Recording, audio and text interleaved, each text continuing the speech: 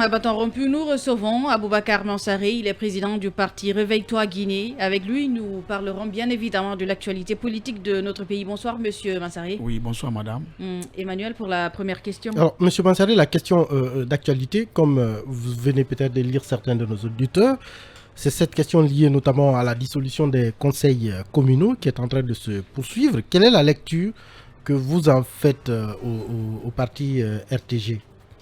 Non, c'est pas la RTG, hein. C'est pas la RTG, la télé. J'ai dit parti RTG. Non, en fait, c'est une précision que j'apporte à nos auditeurs. Faut pas qu'ils pensent que c'est la RTG. Absolument, absolument. Vous savez, si l'on s'en tient compte de la déclaration de la junte du 5 septembre 2021, dissolvant toutes les institutions de la République, normalement en principe, depuis ce jour-là, les conseils communaux devaient disparaître. Ah bon? Absolument. C'est une question de principe. Mais la formule employée pour leur dissolution est à voir. Vous savez, quand on accuse un commis de l'État ou un représentant du peuple à la base par rapport à une malversation financière... Oui, mais pour le moment, rien n'est prouvé. J'ai dit quand on accuse... Oui, absolument. Je suis précis, madame. Quand on accuse un représentant du peuple à la base par rapport à une malversation financière qui n'est pas approuvée et qu'on dissolve immédiatement l'institution à travers laquelle il gère, cela reste à désirer. Cela reste à désirer. Pourquoi? En principe, la gestion financière se base sur des pièces justificatives. Il était question qu'on mène des enquêtes, s'il faut une inspection, que ces inspections-là prouvent réellement que les gestionnaires du pouvoir à la base ont effectivement fauté au plan financier. Ça, on pouvait comprendre. Mais les dissoudre comme ça, sans aucune preuve... Pourtant, vous disiez tout à l'heure qu'il fallait les dissoudre dès le lendemain du 5 septembre. Non, vous n'avez pas compris mon analyse ou mon observation. Je dis le principe voudrait qu'on les dissolve selon la déclaration du CNRD du 5 septembre. On dit que toutes les institutions de la République sont dissoutes. Mais attendre cela et ne pas faire allusion aux conseils communaux et les accuser par rapport à une malversation financière et les dissoudre par rapport à cela reste à désirer. Donc vous soupçonnez aujourd'hui le CNRD de vouloir remplacer ces conseils communaux-là par des délégations spéciales à leur guise. Je n'ai pas dit cela. À qui à leur cause? Je n'ai pas dit cela. Non, il demande si vous soupçonnez. Il n'a pas dit que vous l'avez dit. Non, moi je ne veux pas lire dans leurs pensées. Mais moi je parle par rapport au principe. Vous savez que vous, films ici, vous êtes régis par des principes de fonctionnement. Toutes les entités de notre République sont régies par des principes de fonctionnement. Le principe voudrait que vous, si on doit vous accuser par rapport à quoi que ce soit, ça doit être accompagné par des preuves, surtout au plan financier. Moi, je suis comptable de formation. Je sais que la comptabilité demande des pièces justificatives. Quand vous effectuez des opérations de sortie et de rentrée, il y a forcément des pièces, des factures, des bons de livraison, des chèques, ainsi de suite. Il faudrait qu'il y ait la conformité entre la dépense et la recette et voir réellement s'il y a distorsion de ces deux-là, si réellement il y a eu la surfacturation ou quoi que ce soit, avant qu'on ne vous accuse par rapport à quoi que ce soit. Il y a des entités qui sont spécialisées par rapport à cela. Il y a des cabinets d'audit. Même au niveau État, il y a l'inspection générale de l'État. On vous a compris. Emmanuel, on va passer à autre chose. Alors, quelle est la lecture que vous avez faite du récent passage du médiateur désigné de la CEDEAO dans la crise guinéenne? D'abord, moi je suis un très grand conservateur au plan politique.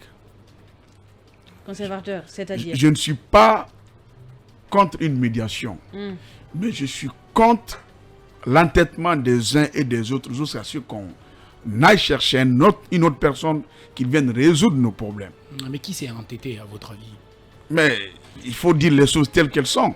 Qui s'est entêté? C'est l'autorité en place qui refuse d'organiser un dialogue sincère. Le CNRD n'a jamais été demandeur d'une quelconque médiation de la CEDEAO. Ce sont les politiques qui l'ont demandé. Non, quand est-ce que les politiques l'ont demandé? C'est quand ils ont vu que réellement le CNRD n'a pas la volonté d'aller vers un dialogue sincère.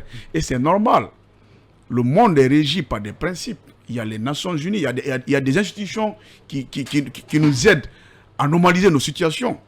La CEDEAO, nous sommes un pays qui appartient à la CEDEAO. Nous sommes même un membre fondateur de la CEDEAO. Justement, c'est en cela que la CEDEAO a jugé nécessaire d'envoyer un médiateur. Et tout à l'heure, vous disiez vous ne me comprenez pas peut-être. Vous ne me comprenez pas. Je dis, on doit se comprendre en tant que Guinéen. Entre Guinéens, on doit discuter et comprendre et aboutir à une solution à la guinéenne. Mais il est dommage, à mon avis, qu'on fasse appel à quelqu'un qui vienne résoudre nos problèmes. C'est dans ce sens que je parle. Comment on aurait pu alors résoudre ce problème? Parce qu'on sait on est dans une impasse aujourd'hui. On est dans une transition qui est amorcée il y a cela près d'un an. Et jusque-là, il n'y a rien qui a été fait pour qu'on se dise qu'on va sortir de cette transition très bientôt. Pour résoudre le problème liant la gente à la classe politique, c'est simple. La gente doit comprendre qu'une transition est politique. Il y a transition, c'est quand il y a crise politique. Quand la situation politique d'un pays n'est pas bonne, l'armée prendra sa responsabilité. Nous leur félicitons par rapport à cela. Mais refuser de discuter sincèrement avec la classe politique, cela n'est pas une bonne chose. Bref, la médiation est là aujourd'hui. Je vais revenir à votre question. La médiation est là aujourd'hui.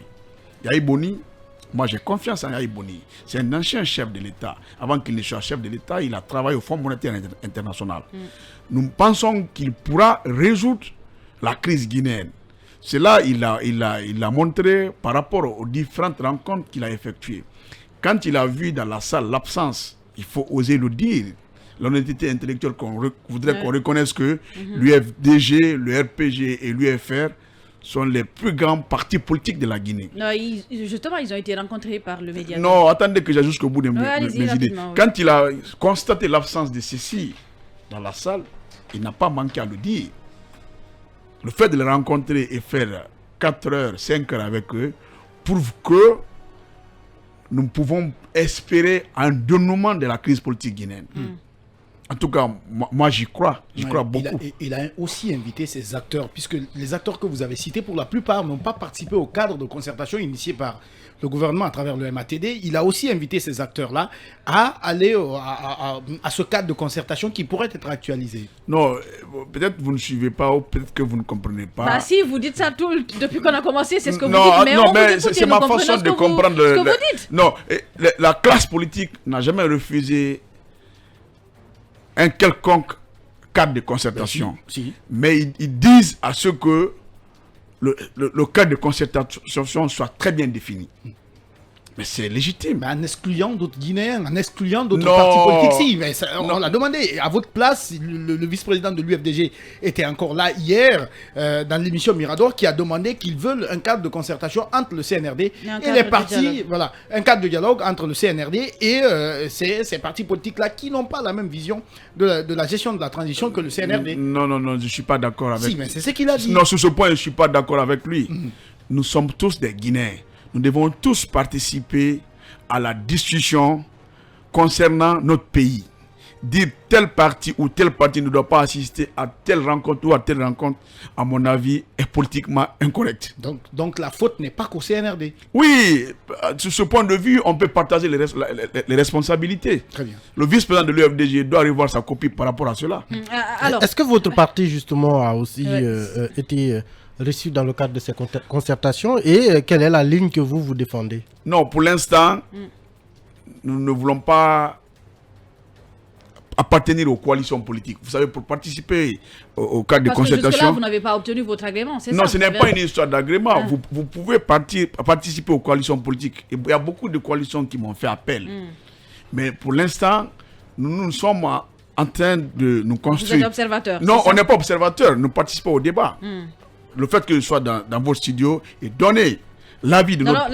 moi on parlait là des discussions politiques, pas de discussions dans les médias. Oui, mais la politique, la discussion politique se fait à travers plusieurs canaux. C'est pas que les rencontres. Vous comprenez un peu?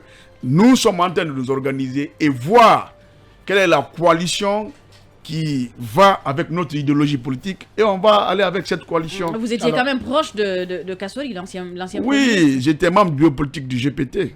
J'étais très proche de lui. Au-delà d'être membre du bureau politique du GPT, j'étais son conseiller politique. Alors, comment vous vivez aujourd'hui? Non, mais il faut qu'on en parle. Tous ces problèmes avec la CRIEF.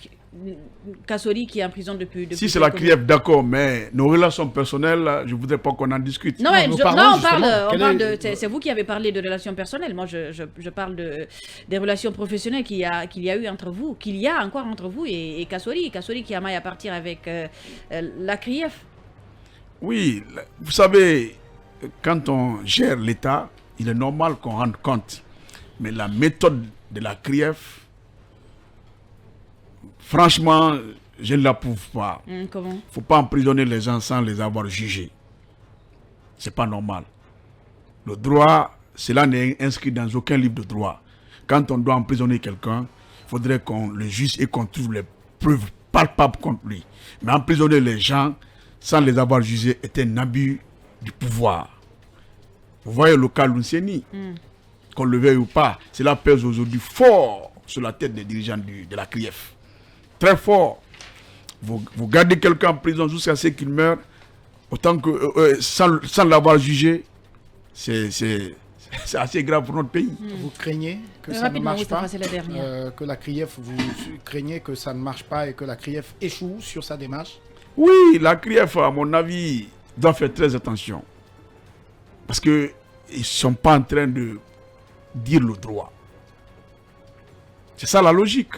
Si c'est des magistrats, à mon avis, ils ne sont pas en train de dire le droit. Et le droit doit se dire. Merci donc à vous, monsieur Mansaré.